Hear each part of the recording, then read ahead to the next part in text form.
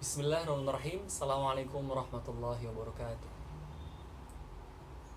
Innal hamdalillah nahmaduhu wa nasta'inuhu wa nastaghfiruh wa na'udzu billahi min shururi anfusina wa sayyiati a'malina may yahdihillahu fala mudilla lahu wa may yudlil fala hadiya lahu. Ashhadu an la ilaha illallah wahdahu la syarika lah wa ashhadu anna Muhammadan 'abduhu wa rasuluhu alladzi la nabiyya wa la rasula ba'da. قال الله تعالى في كتابه الكريم أعوذ بالله من الشيطان الرجيم يا أيها الذين آمنوا اتقوا الله حق تقاته ولا تموتن إلا وأنتم مسلمون وقال تعالى يرفع الله الذين آمنوا منكم والذين أوتوا العلم درجات. Teman-teman semua yang dimuliakan Allah Subhanahu wa taala, alhamdulillah kemarin kita sudah membahas tentang sejarah singkat tentang Imam Nawawi rahimahullah ta'ala selaku pengarang kitab Riyadhus Shalihin, yang insya Allah mudah-mudahan beliau mendapatkan banyak jariah amal dari apa yang beliau tuliskan dan kita mampu meneladani sifat-sifat yang memang bisa kita teladani dari beliau. Baik, ini pertemuan pertama kita untuk membahas di bab pertama di kitab Riyadhus Shalihin. Insyaallah bab pertama yang akan kita bahas, Imam Nawawi menuliskan di sini babul ikhlas, bab pertama ya. Babul ikhlas wa ihdharun niyyah fi jami'il a'mal wal aqwal. Bab tentang ikhlas dan menghadirkan niat di setiap apapun yang kita lakukan, baik itu perkataan maupun perbuatan. Luar biasa ya. Bab pertama yang paling pertama kali ditulis oleh beliau tentang ikhlas, tentang hati dan juga niat. Memang terkenal mazhab Syafi'i itu sangat memperhatikan niat dalam berbagai aspek. Bahkan niat itu harus ditalaffuzkan karena bisa menimbulkan lebih yakin lagi. Sebagaimana kita di Indonesia, khususnya warga-warga yang memang NU misalnya, ketika sholat sholli fardhu zuhri, karena apa? Niatnya untuk lebih ke meyakinkan diri gitu bahwa kita ini ingin sholat, walaupun pada dasarnya ketika kita ingin melakukan sholat maka itu sudah termasuk niat gitu. Babul ikhlas wa ihdar niyyah fi jamil a'mal wal aqwal. Wa qala Allah ta'ala wa ma umiru illa liya'budullaha mukhlishina lahuddin. Sebagaimana banyak para ulama pasti mengambil referensinya dari ayat ini.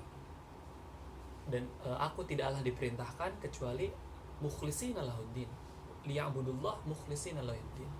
Ketika beribadah maka harus ikhlas, menjadi orang-orang yang ikhlas. Lalu qul in tukhfu ma fi sudurikum aw tubduhu ya'lamullah.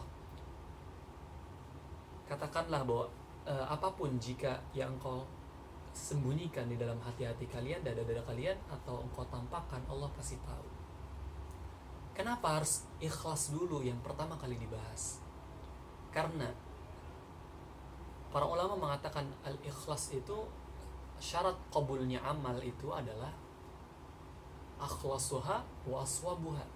Ikhlasnya bagaimana ikhlasnya amal itu ketika dikerjakan, dan aswabuha, aswab di sini itu benar, maksudnya adalah mutaba'ah Rasul sallallahu alaihi wasallam, seperti itu.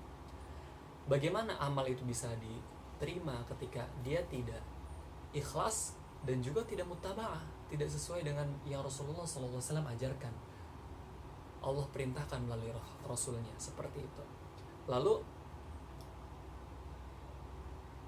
tentang niat. Nah, apa yang membedakan amal tersebut dinilai ibadah dan amal yang lain tidak dinilai ibadah? Yang membedakan adalah niat. Di dalam kitab ini, hadis pertama yang dituliskan adalah hadis tentang niat. Bahkan hadis ini disebutkan hadis Ummu Qais disebutnya, hadis Muhajir Ummu Qais. Sebagaimana hadis ini yang sangat-sangat masyhur di kalangan para talibul ilmi ataupun para muslimin, bahwa Amirul Mukminina Abi Hafsin Umar bin Khattab radhiyallahu anhu qala Sami'tu Rasulullah sallallahu alaihi wasallam innamal a'malu binniyat wa wa innama likulli imrin ma nawa faman kanat hijratuhu ila Allah wa rasulihi fahijratuhu ila Allah wa rasulihi wa man kanat hijratuhu lidunya yusibuha aw imra'atin yankihuha fahijratuhu ila ma hajara ilaih. Bahwa innamal a'mal binniyat, segala amal itu pembatasnya, pembedanya adalah niat. Ketika amal tersebut kita niatkan adalah ibadah apapun, bekerja kita niatkan ibadah ta'abbud kepada Allah Subhanahu wa taala, maka bernilainya pahala. Ketika kita tidak meniatkan itu semuanya karena ta'abbud, maka tidak akan bernilai apapun begitu. Karena ini sangat pentingnya terhadap niat. Bahkan di hadis ini dibandingkannya dengan seorang yang hijrah ke satu tempat dengan niatnya benar-benar berhijrah, dan satu lagi berniat karena seorang perempuan. Nanti kita bisa lihat di sababun nuzulnya. Kita buka dulu lugatul hadis, bahasa hadisnya. An Abi Hafsin. Abi Hafs itu siapa sih? Hafs itu apa? Hafs itu artinya singa, asad. Dikatakan di sini asad. Wa Abu Hafsin kunyah li Umar bin Khattab. Abu Hafs bapaknya singa itu merupakan kunyah, julukan yang dilekatkan kepada Umar bin Khattab. Kenapa seperti itu? Karena Umar itu radhiyallahu anhu itu orang yang sangat tegas, bagai singa raja ketika dalam sebuah medan yang sama gitu. Ketika berhijrah saja, Umar bin Khattab datang, wahai penduduk Mekah, saya ingin berhijrah ke Madinah. Siapa yang mau istrinya jadi janda, sini hadapin saya. Luar biasa kan? Sangat berani sekali. Maka salah satu yang menyebabkan ditakuti ya dan diberikan kunyah seperti ini ya karena Umar bin Khattab terang-terangan sekali dan sangat berani, dan orang-orang pada segan. Kenapa? Karena Umar bin Khattab itu sangat tinggi. Diceritakan perawakannya Umar bin Khattab itu ketika menunggang kuda, kakinya itu terseret di bawah karena saking tinggi besarnya, dan juga karena berani beliau. Luar biasa, rahimahullahu ta'ala, radhiyallahu anhu. Sababun nuzul. Sebelum kita masuk ke sababun nuzul, maka kita ada beberapa bahasa hadis lagi. Salah satunya adalah an-niyat. Innamal a'malu binniyat. Niyat itu maksudnya jama' min niyatun. Jama' dari niat. Jadi segala macam niat. Niat apapun. Itu. Jadi macam-macam, mau niat ibadah, mau niat sholat, mau niat kemanapun, pokoknya segala macam niat. Wahiyya fil logo al-qasdu. Niat itu maksudnya apa? Qasdu. Maksud dari mengerjakan sesuatu. Secara syar'an qasdu syai' muqtarinan bi fi'li. Jadi niat itu keinginan, maksud yang kita inginkan, muqtarinan bil fi'li, yang cocok, yang sesuai bi fi'lihi dengan pekerjaannya, itu namanya niat. Ketika seorang berniat saya ingin makan, tapi dia nggak makan, sebenarnya dia nggak niat. Ketika dia ingin beribadah, tapi dia nggak jadi ibadah, maka sebenarnya itu hanya main-main. Ketika orang tersebut berniat ingin melakukan sesuatu, tapi dia tidak jadi lakukan, maka sebenarnya itu bukan niat. Di sini disebutkan bahwa muqtarinan bi fi'lih. Niat itu sesuatu yang muncul dari kita ingin lakukan dan itu benar-benar dilakukan, itu niat. Dan di sini ada lugatul hadis lagi, al-hijrah. Secara bahasa at-tarku yaitu meninggalkan. Hijrah itu bisa diartikan artinya meninggalkan, tarku. Secara syara'an di sini mufaraqah darul kufri ila daris salam khaufal fitnah. Maksudnya kayak kita meninggalkan sesuatu. Di sini dijelaskan mufaraqah, memisahkan diri, pergi entah kemana, tidak bersama-sama mereka lagi, dari kampungnya orang kafir menuju kampungnya orang muslim, seperti itu. Khaufan lil fitnah, karena takut terjadinya fitnah yang dia tidak kuat sehingga dia terkontaminasi, terpengaruh seperti itu. Bukannya mempengaruhi kepada hal yang baik, malah dia yang terpengaruh. Makanya dia hijrah, at-tarku, meninggalkan sesuatu yang buruk kepada yang lebih baik. Nah, kita bisa memperluas makna dari tarku ini, hijrah ini, dan memperluas dan mempersempit ya. Jadi memperluas makna dan mempersempit, seperti kayak ini kan dari Mekah dan Madinah kalimat ini hijrah. Tapi kita coba bisa sebenarnya kayak lingkup pertemanan atau lingkup organisasi. Ketika kita menemukan sesuatu yang memang di sana membutuhkan kita untuk hijrah, mufaraqah, berpisah dari orang yang memang mewarnai kita dan kitanya tidak kuat, maka hijrahlah, tinggalkan seperti itu. Jadi jangan hanya ketika di sana terjadi peperangan, terjadi kekufuran yang kita tidak kuat, baru kita pindah kampung. Tapi lebih detail lagi, lebih dekat lagi ketika kita menemukan satu komunitas yang kita tidak punya komunitas penguat, maka daripada kita terwarnai dan kita tidak bisa memberikan sibugoh warna tentang Islam, tentang ajaran agama yang luar biasa ini, maka lebih baik kita mufaroqah seperti itu. Itu ahsan, lebih baiknya seperti itu. Sebab turunnya hadis ini, hadis innamal a'malu binniyat, disebut juga dengan hadis Muhajir Ummu Qais. Jadi dikatakan ada seorang laki-laki yang mengkhitbah seorang perempuan, bernamanya dikatakan Ummu Qais. Tapi perempuan ini mau menikahi si laki-laki ini asalkan setelah hijrah. Maka si laki-laki ini karena ingin berniat untuk menikahi si perempuan ini, Ummu Qais ini, lalu ia berhijrahlah di sana, tapi dengan niatnya karena ia ingin menikahi. Jadi ketika dia hijrah ke sana, maka perintah hijrah dari Nabi SAW yang akan mendapatkan pahala besar itu sirna, karena dia berniatnya bukan lillah, fa hijratu ila ma hajara ilaih. Dia hijrah karena ya perempuan itu mensyaratkan kita harus hijrah dulu baru kita nikah. Maka disebutlah hadis ini salah satunya dengan hadis Muhajir Ummu Qais. Fakunna nusammihi Muhajir Ummu Qais, seperti itu. Apa sih yang bisa diambil manfaatnya? Afadal hadis. Menurut dua syekh ini, Syekh Mustafa Al-Bugha dan Sa'id Al-Khan, beliau mengatakan bahwa ittafaqal ulama anna niyata fil a'mal la budda minha litartib liyatarattabu thawab ala fi'liha. Walakinna fasalul qaul fi ja'aliha syartan lisihatil a'mal. Jadi ulama bersepakat bahwa niat di setiap amal itu diharuskan, karena niat itu bisa menyebabkan kita mendapatkan pahala terhadap pekerjaan yang kita lakukan, seperti itu. Bahkan dalam Syafi'iyah dikatakan di sini syarat wasail kal wudu. Jadi bahkan di mazhab yang terkenal ini dikatakan bahwa niat itu merupakan seperti yang sahnya sebuah amal itu karena niat. Kalau niat kita tidak benar, maka bisa saja merusak amal tersebut, begitu. Fil wasail kal wudu wal maqasid as-shalah. Kita berniat untuk wudu, tapi yang dimaksudkan adalah sholatnya, seperti itu. Jadi kita ibadah dengan kita berniat, maka akan mendapatkan pahala seperti itu. Walaupun di sini dikatakan bahwa apa sih niat itu, di mana mahalnya? Niat itu mahalun niyah fil qalbi wala bi syarti talaffuz minha. Ulama bersepakat bahwa yang dimaksud tempatnya niat itu adalah di hati, inbi'athul qalb.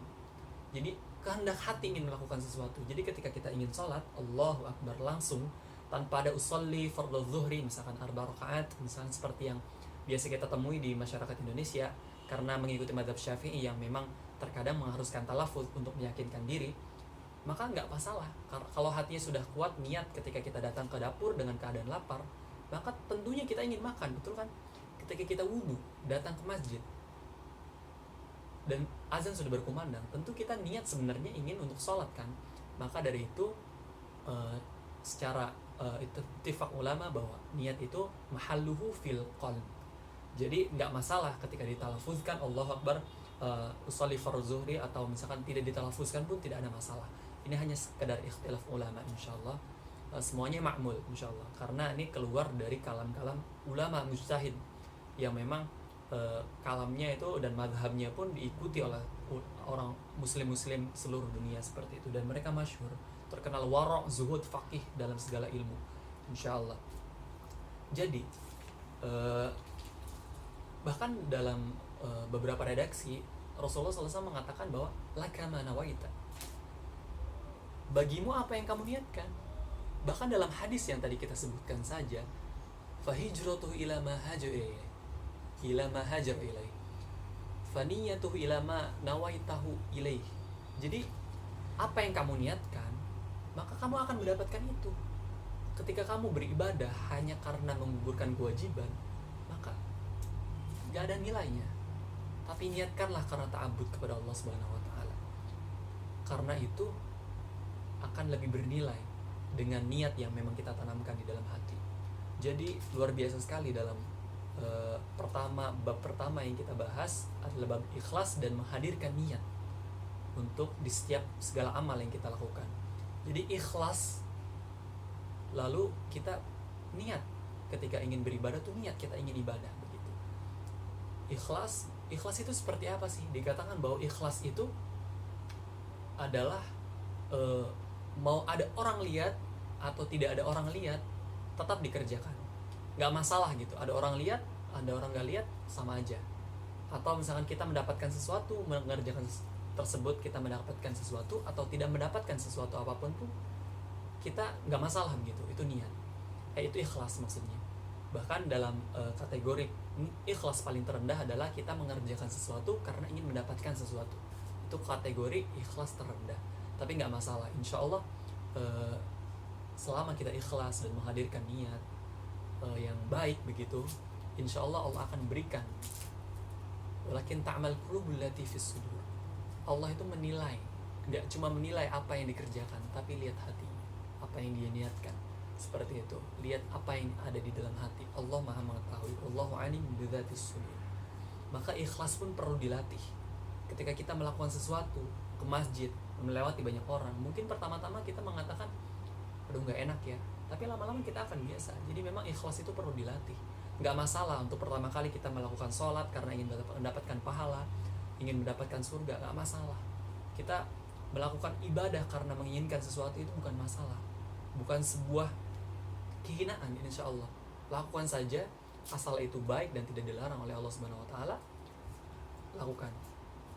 Dan yang paling jangan pernah dilupakan adalah ketika beribadah, maka niatkan karena Allah Subhanahu Wa Taala dan juga hadirkan ikhlas. Ikhlas mengerjakan sesuatu benar secara tuntunan Nabi, dan juga ikhlas, dan juga menghadirkan niat bahwa ini ta'abbud, ini ibadah. Maka insya Allah Allah akan berikan thawab yang pantas untuk kita dapatkan seperti itu. Baik, mungkin pertemuan selanjutnya, pertemuan kali ini kita membahas tentang ikhlas dan menghadirkan niat yang baik di setiap amal dan juga perkataan. Karena ikhlasnya kita, hati dan juga niat kita yang baik, dengan niat tersebut bisa mengubah amal yang tadinya tidak bernilai menjadi bernilai begitu. Dan kita harus ikhlas karena syarat diterimanya amal itu adalah kita mengerjakannya dengan ikhlas begitu. Sesuai dengan ikhlas itu ya sesuai dengan perkataan. Jadi kita tidak mendapatkan apapun, kita mendapatkan apapun juga nggak masalah gitu. Tidak ada yang bisa menggoncang kita. Kita mengerjakan sesuatu, mendapatkan sesuatu. Kita mengerjakan sesuatu itu tidak mendapatkan apapun pun bukan masalah. Jadi dikatakan simpelnya ikhlas itu seperti itu. Jadi tetap jaga niat dan juga berusaha untuk ikhlas. Karena ikhlas tidak bisa kita hadirkan, tidak bisa kita lakukan secara instan. Jadi harus dilatih terus menerus sampai ikhlas itu ya. Sholat itu misalkan sholat, ikhlas ketika sholat, sampai sholat itu bukan menjadi sebuah paksaan, maka insya Allah itu sudah ikhlas. Jadi pertemuan kali ini cukup sekian, saya tutupkan. Barangkali ada kritik dan saran bisa langsung beritahu saya. Mohon maaf jika banyak kesalahan dan tutur kata yang kurang pas. Wabillahi taufik wal hidayah. Wallahu muwaffiq ila aqwamit thoriq. Wassalamualaikum warahmatullahi wabarakatuh.